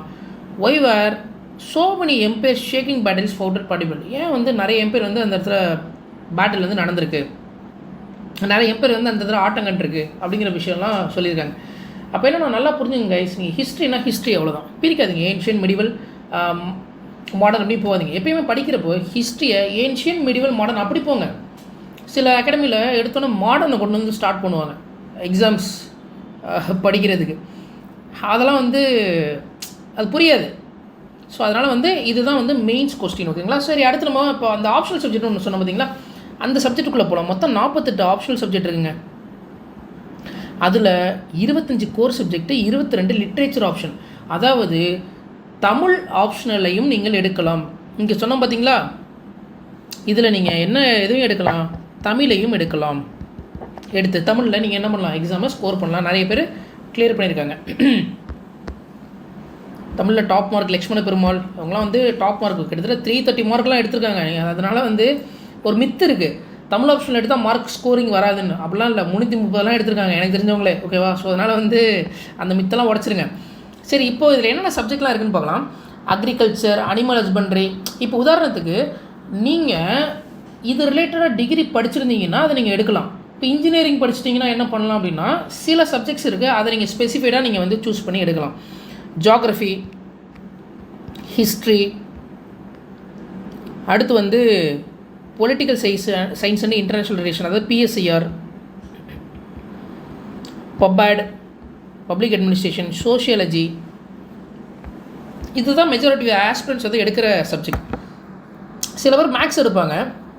நல்லா புரிஞ்சுக்கோங்க, நல்ல சப்ஜெக்ட் தான். நீங்கள் எந்த சப்ஜெக்ட் எடுத்தாலும் அதுக்கான கைடன்ஸ் உங்களுக்கு ரைட் கைடன்ஸ் இருக்கான்னு பாருங்கள். இருந்ததுன்னா நீங்கள் என்ன பண்ணலாம், அந்த சப்ஜெக்ட் ரைட் கைடன்ஸோடு நீங்கள் என்ன பண்ணலாம், எடுத்துக்கலாம். ஸோ இது இல்லாமல் இன்ஜினியரிங்லேயே நான் வந்து எடுக்கணும் அப்படின்னு நீங்கள் நினச்சிங்கன்னா சிவில் இன்ஜினியரிங்கும் இருக்குது. சிவில் இன்ஜினியரிங் எடுத்து கிளியர் பண்ண ஆஸ்பிரண்ட்ஸும் இருக்காங்க. சிவகுரு பிரபாகரன் சார்லாம், அவர்லாம் வந்து சிவில் இன்ஜினியரிங் எடுத்து கிளியர் பண்ணவர். ஸோ மெக்கானிக்கல் இன்ஜினியரிங், மெக்கானிக்கல் எடுத்து நான் யாரும் பார்க்கல, பட் நார்த்து பக்கம் ஃப்ரெண்ட்ஸ் ஆஃப் ஃப்ரெண்ட்ஸ் வந்து கிளியர் பண்ணியிருந்திருக்காங்க. ஸோ பட் என்ன சொல்கிறேன்னா, இன்ஜினியரிங்லேயே நீங்கள் பார்க்கணுன்னா அடுத்து இது இல்லாமல் எலக்ட்ரிக்கலுமே ஒன்று இருக்கும். ஓகேவா? ஸோ இதுதான் இன்ஜினியரிங் ரிலேட்டட். இல்லை நீங்கள் டாக்டராக இருந்தீங்கன்னா மெடிக்கல் சயின்ஸ்லேருந்து என்ன பண்ணலாம், நீங்கள் வந்து டைரெக்டாக நீங்கள் முடிச்சுட்டு வரலாம். இல்லை அது இல்லாமல் நீங்கள் கெமிஸ்ட்ரி இல்லை economics, what ever it is, எதுனாலும் நீங்கள் எடுக்கலாம். ஸோ இதுதான் இந்த ஆப்ஷனல். இது இல்லாமல் உங்களோட தாய்மொழி வந்து வேறு ஏதாவது ஹிந்தியில் இருந்தீங்கன்னா ஹிந்தி படிக்கலாம், Kannada. So what ever it is, அதுதான் நம்ம கொடுத்துட்டாங்க. எத்தனை லாங்குவேஜ் கொடுத்துருக்காங்க, 22 லிட்ரேச்சர் ஆப்ஷன் லாங்குவேஜ் கொடுத்துருக்காங்க. ஓகேங்களா? ஸோ இதுதான் ஆப்ஷனல் சப்ஜெக்ட் ஜென்ரலாக. அதில் பசங்க மேஜராக எடுக்கிறது ஜியாகிரஃபி, ஹிஸ்ட்ரி, பிஎஸ்சிஆர், பப்ஆடு, சோஷியாலஜி, இந்த மாதிரி வந்து ஜென்ரலாக எடுப்பாங்க. ஓகேங்களா? ஸோ இதுதான் ஆப்ஷனல் சப்ஜெக்ட் பற்றின ஒரு விஷயம். இந்த ஆப்ஷனல் சப்ஜெக்ட் 500 மார்க். ஓகேங்களா? அதே மாதிரி நல்லா புரிஞ்சுக்கோங்க, இந்த மெயின்ஸில் நம்ம வந்து எப்படி எந்தெந்த பேப்பர் ரொம்ப இம்பார்ட்டன்ட் அப்படின்னு பார்த்தீங்கன்னா, இந்த எஸ்ஏ பேப்பர் 250 மார்க். ஓகேவா? இந்த எஸ்ஏ பேப்பர், அடுத்து ethics paper, and then optional, இதை மட்டுமே சேர்த்திங்கன்னா 1000 மார்க் வரும். ஓகேவா? ஸோ அது இல்லாமல் இந்த 3 ஜிஎஸ் இருக்குது பார்த்தீங்களா, இந்த 3 ஜிஎஸ் பேப்பரையும் நீங்கள் ஜென்ரலாக நீங்கள் படிச்சிங்கனாலே உங்களுக்கு ஆவரேஜாக உங்களுக்கு ஒரு 95 to 110 மார்க், 90 to 110 இந்த ரேஞ்சுக்குள்ளே உங்களுக்கு வந்துடும். ஓரளவு நல்லாவே பண்ணிங்கன்னா. இப்போ உதாரணத்துக்கு எடுத்திங்கன்னா நம்ம வந்து எப்போயுமே இந்த essay paper ethics paper, optional பேப்பரை வந்து நம்ம இதுதான் நம்மளோட சர்வீஸை வந்து முடிவு பண்ணி கொடுக்கும். நம்ம வந்து மார்க் இந்த பார்த்தோம் பார்த்தீங்கன்னா 1100 கிட்ட எடுக்கிறோம்ல, இந்த மாதிரி அதாவது என்ன பண்ணுங்கன்னா நீங்கள் டாப்பர்ஸோட மார்க் எல்லாம் எடுத்து பாருங்கள், எந்தெந்த பேப்பரில் எவ்வளோ வாங்கியிருக்காங்க, அது பார்த்தீங்கன்னா உங்களுக்கு ஒரு ஐடியா கிடைக்கும். ஸோ பட் இந்த 3 பேப்பர் ரொம்ப இம்பார்ட்டன்ட். சரி, இப்போ நம்ம அடுத்து உள்ளே போகலாம். இன்டர்வியூ. நமக்கு இன்டர்வியூ பற்றி நம்ம ஆல்ரெடி நம்ம பேசிட்டோம் நிறையா. இன்டர்வியூ அப்படின்னா நிறைய பேர் பயந்துக்கிறாங்க. பயப்படாதீங்க. இன்டர்வியூ அப்படின்னா இட்ஸ் அ பர்சனாலிட்டி டெஸ்ட். உங்களோட பர்சனாலிட்டி டெஸ்ட் பண்ணுற டெஸ்ட் தானே தவிர நாலேஜ் டெஸ்ட் பண்ணுற தேர்வு கிடையாது. நாலேஜை டெஸ்ட் பண்ணுவாங்க, பட் வந்து கம்ப்ளீட் நாலேஜ் வந்து டெஸ்ட் பண்ண மாட்டாங்க. உங்களோட பர்சனாலிட்டி, ப்ரெசன்ஸ் ஆஃப் மைண்ட் எப்படி இருக்குது, நீங்கள் இப்போ இந்த சேர் ஐஏஎஸ் சேர் அப்படின்னா அந்த சேருக்கு வந்து நீங்கள் வந்து தகுதியானவரா இல்லையா அப்படிங்கிறத சூஸ் பண்ணக்கூடிய எக்ஸாம் தான் இந்த இன்டர்வியூ பர்சனாலிட்டி டெஸ்ட். ஸோ அதனால் இதில் ஃபுல்லாகவே உங்களுக்கு வந்து உங்களோட ஜட்மெண்ட் எப்படி இருக்குது, உங்களோட எத்திக்ஸ் எப்படி இருக்குது, உங்களோட கம்யூனிகேஷன் எப்படி இருக்குது, டிசிஷன் மேக்கிங் ஸ்கில் எப்படி இருக்குது, உங்களுக்கு லீடர்ஷிப் குவாலிட்டி இருக்கா, அதாவது ஆஃபீஸர் லைக் குவாலிட்டின்னு சொல்லுவாங்க சில குவாலிட்டிஸ், அதெல்லாம் இருக்கா அப்படிங்கிறத டெஸ்ட் பண்ணக்கூடிய தேர்வு தான் இது. இது வந்து சராசரியாக ஒரு 25லேருந்து 30 நிமிஷம் வரலும் நடக்கும். சில பேருக்கு 10 நிமிஷத்துலேயே முடிஞ்சிருக்கு, சில பேருக்கு 40 நிமிஷத்துலேயே முடிஞ்சிருக்கு. டிபெண்ட் பண்ணி அந்த பேனலோட இது தான். ஓகேங்களா? 10 நிமிஷத்தில் முடித்து சர்வீஸ் வாங்கினவங்களாம் நிறைய பேர் இருக்காங்க. ஓகேங்களா?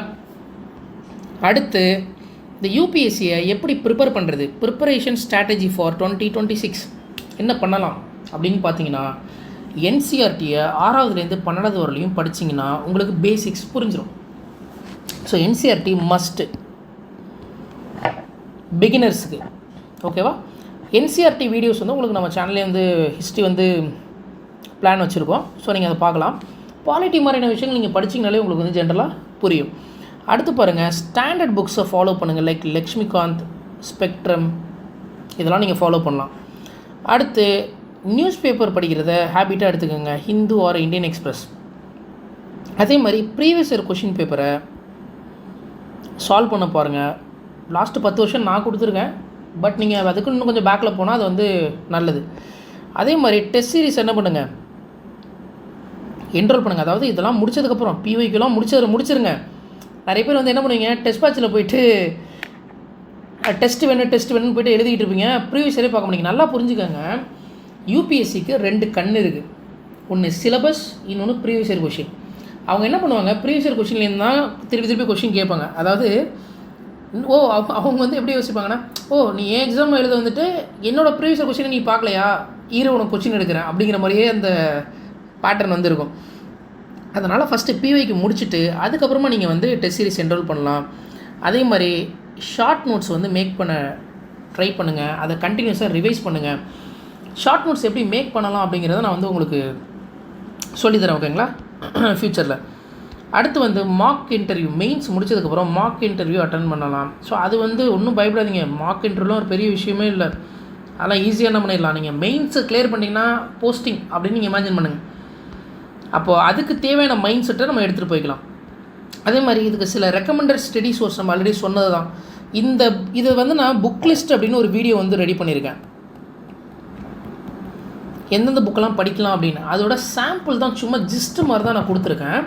ஸோ இந்த வீடியோ பார்த்துட்டு நீங்கள் அங்கே போய் பாருங்கள். ஸோ நான் என்ன சொல்கிறேன், திருப்பி சொல்கிறேன், உங்களுக்கு புக் லிஸ்ட்டுக்கு ஒரு வீடியோ ரெடி பண்ணியிருக்கேன், சிலபஸை டீகோட் பண்ணியிருக்கேன். அடுத்து வந்து ஐஏஎஸ் ஐபிஎஸ்க்கான டிஃப்ரென்ஸ், அது ஜென்ரல் வீடியோ தான், பட் இந்த மாதிரி வீடியோஸ்லாம் என்ன பண்ணுங்கள் பாருங்கள். ஸோ நீங்கள் இப்போ என்விரான்மெண்ட் அப்படின்னா பிஎம்எஃப் புக்கு போகலாம், அப்படின்னா சங்கர் போகலாம். மேகசின், மந்த்லி மேகசின்னா விஷன் ஆர் இன்சைட்டு, இல்லை வேறு ஏதாவது வஜ்ரம், எதுனாலும் சரி, அது உங்களோட கம்ஃபர்டபுள். பட் ஏதாவது ஒன்று ஃபாலோ பண்ணுங்கள்.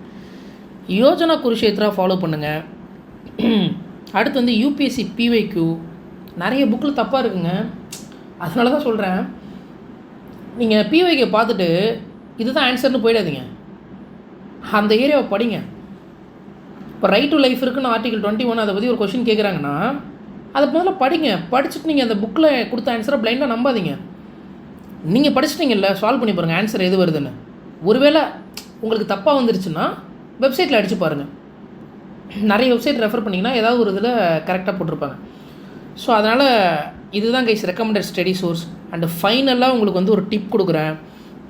ஸோ 2026க்கான ஆஸ்பிரண்ட்ஸாக நீங்கள் இருந்தீங்கன்னா இப்போவே டைம் இருக்குது, தயவு செஞ்சு ஏர்லியராக ஸ்டார்ட் பண்ணிடுங்க.